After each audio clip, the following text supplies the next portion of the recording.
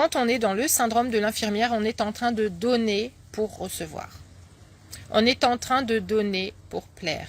On est aussi parfois en train de donner pour sentir qu'on a toute sa place, qu'on a quelque chose à faire. On prend soin de l'autre, on est là pour l'autre et on se sent rempli. Et en fait, du coup, quand on est là pour l'autre, eh bien, on est là pour soi, pour se remplir soi. C'est donc qu'il y a un manque à la base.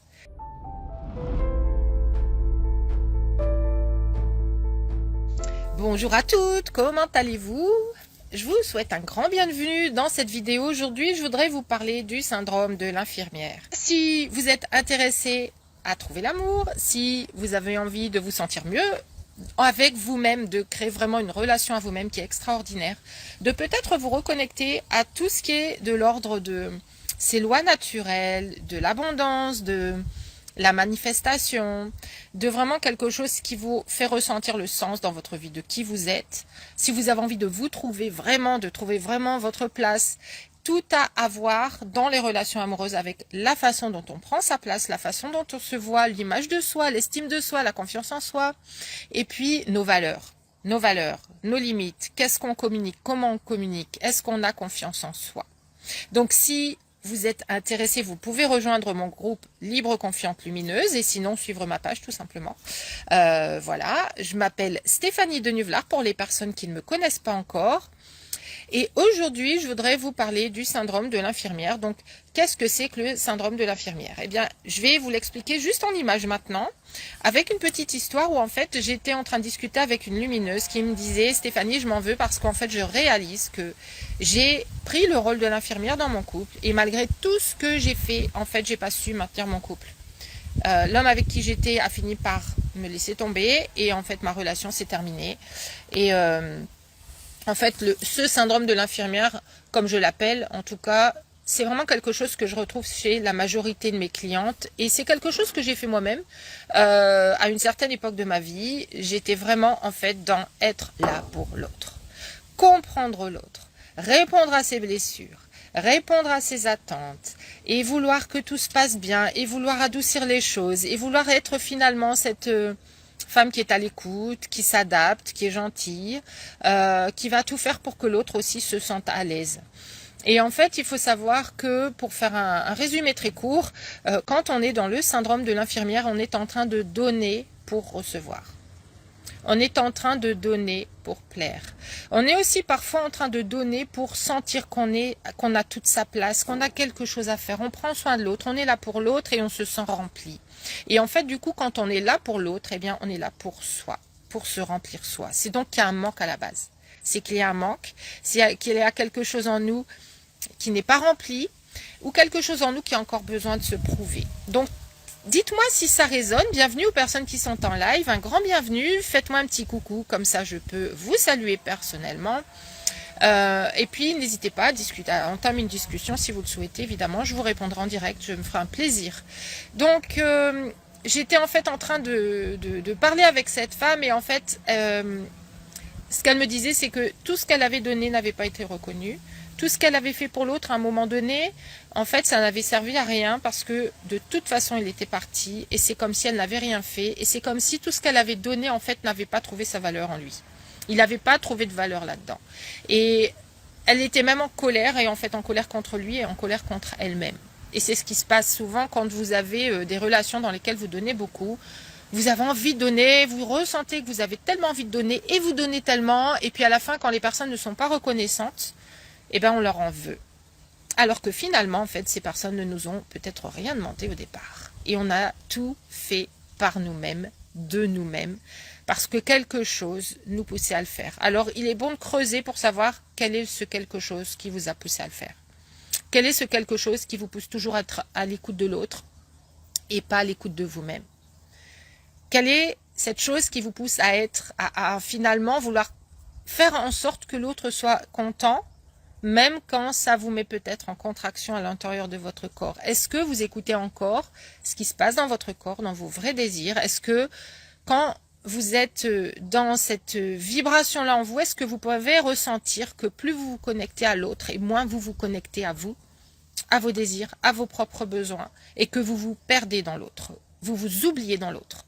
Combien de fois j'entends, Stéphanie, dès que je rentre en relation avec un homme, je ne sais plus. J'ai plus de repères, c'est comme si je m'oubliais.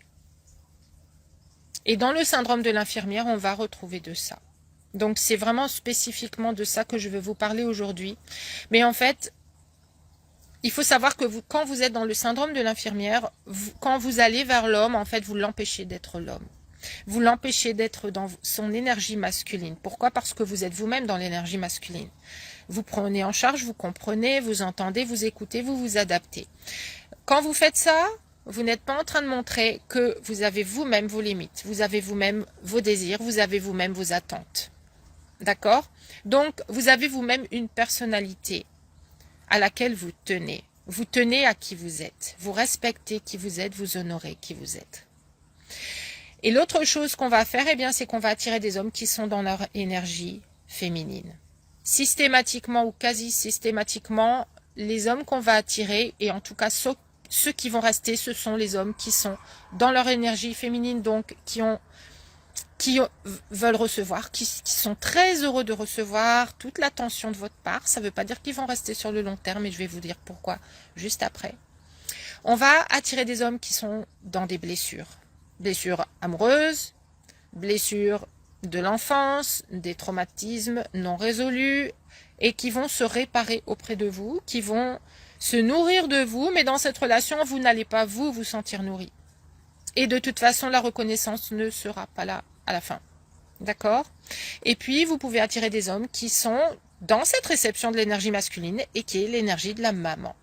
La maman qui est là, qui prend soin, qui propose, qui fait, qui organise, qui gère. Et puis cet homme, eh bien, il est bien avec vous. Pas de problème. Mais est-ce que dans 10 ans, dans 20 ans, vous allez encore être heureuse de partager cette relation et d'être cette femme qui a 40 ans, qui a même plus que 40 ans et qui fait tout et qui porte tout sur ses épaules et qui finit par être fatiguée de tout faire et qui voudrait bien qu'il y ait un vrai homme solide à ses côtés pour partager les choses et d'une façon qui est équilibrée, dans un équilibre des énergies justement féminine et masculine. Donc quand je disais que vous n'allez pas en fait forcément garder cet homme sur le long terme, eh bien pourquoi vous n'allez pas le garder sur le long terme même si vous l'attirez? Et peut-être même que vous avez déjà attiré un homme qui est ce profil-là et que il vous a dit qu'il n'était pas prêt pour l'amour, il vous a dit qu'il fallait que ça s'arrête, qu'il ne pouvait pas vous apporter ce dont vous aviez besoin. Et puis quelques semaines plus tard, vous le voyez avec une femme. Et peut-être que cette relation avec cette autre femme est durable. Peut-être même qu'il l'a épousée ou qu'il va l'épouser. En tout cas, il y a quelque chose de très solide qui vous fait vous dire, mais en fait, il y avait un problème avec moi. Il y avait un problème avec moi, avec cette femme. Qu'est-ce qu'il y avait qui manquait en moi? Qu'est-ce qu'il y avait qui manquait en moi? Tout simplement, ce qui manquait en vous, c'était l'énergie féminine. C'était de revenir à votre énergie féminine, naturelle, votre énergie source, l'énergie de qui vous êtes quand vous êtes une femme qui vit au quotidien sa vie de femme. Aujourd'hui, nous sommes des femmes modernes. Nous sommes des femmes qui avons énormément d'énergie masculine, qui peut être hyper bénéfique, c'est pas un souci, ça peut être très bénéfique. Moi, je suis heureuse et je serais malheureuse sans mon énergie masculine, sans faire tout ce que je fais, avoir mes projets, mettre en place, voir comment je vais faire, créer mes audios, voilà, même les vidéos, de quoi je vais parler aujourd'hui, de quoi j'ai envie de parler, etc.